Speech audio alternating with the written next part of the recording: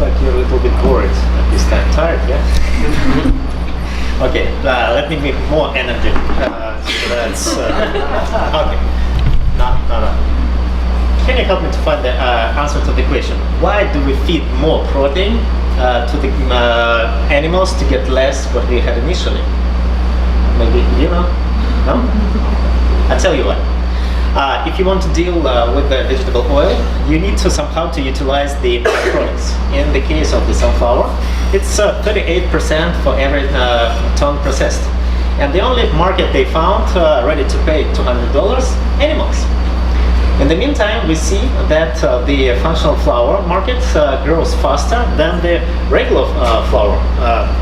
So we thought, what if we upcycle the byproducts into high protein flour and let oil vegetable plants charge $900 instead of $200? And doing that, we brought the flour with the 35% protein in it at the price of the all-purpose flour. And now you can bake such great pizza with a double amount of protein in it.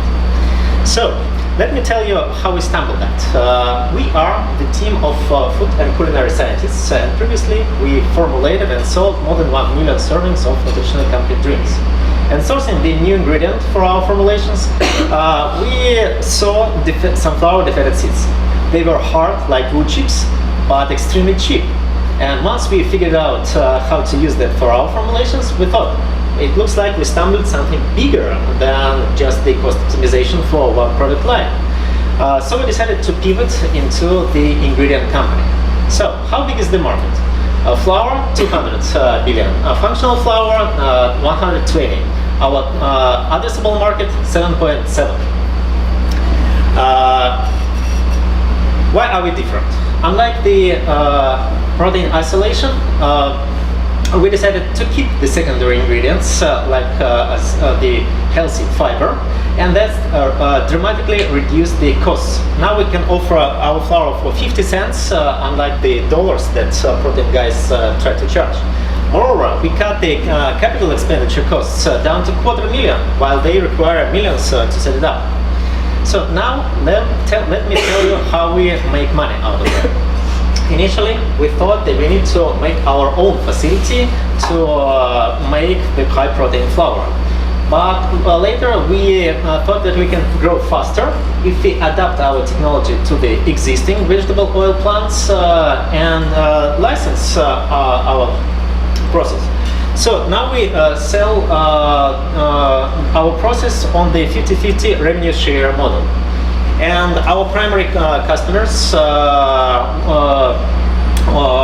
here in the United States, ADM, Cargill, Bunge, we are in talks already here. We have 2 requests from Europe, and I hope that with the Foodix community from China, we'll get somebody from Asia. Particularly, we are interested in the Wilmar. But bringing the new technology on the market and new ingredient on the market, we also have to deal with the end users. Luckily, the majority of the big brands that you see here already requested samples. To be exact, 34 companies reviewing right now our samples. We have 3 LOIs signed and 1 pilot trial in the progress. Where we are. Last year, we used our own funds to complete technology tests and file our patent applications. This year, we completed the applications market tests. Now we are raising our first pricing round to complete the pilot trials with customers to validate the market, complete the GRAS certification, and extend our patent protection. Now let me summarize all my presentation from the money point of view. That's, we have 19 million metric tons annually in all the defeated seeds.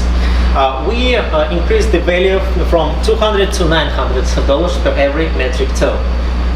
That brings $111 million for typical vegetable oil plant annually. We have 69 typical plants in the world. And we need just $250,000 to start the process. Our goal, repurpose 100% of the defended seeds for human consumption, and if we make it, we'll tap into 7.7 billion market. Thank you.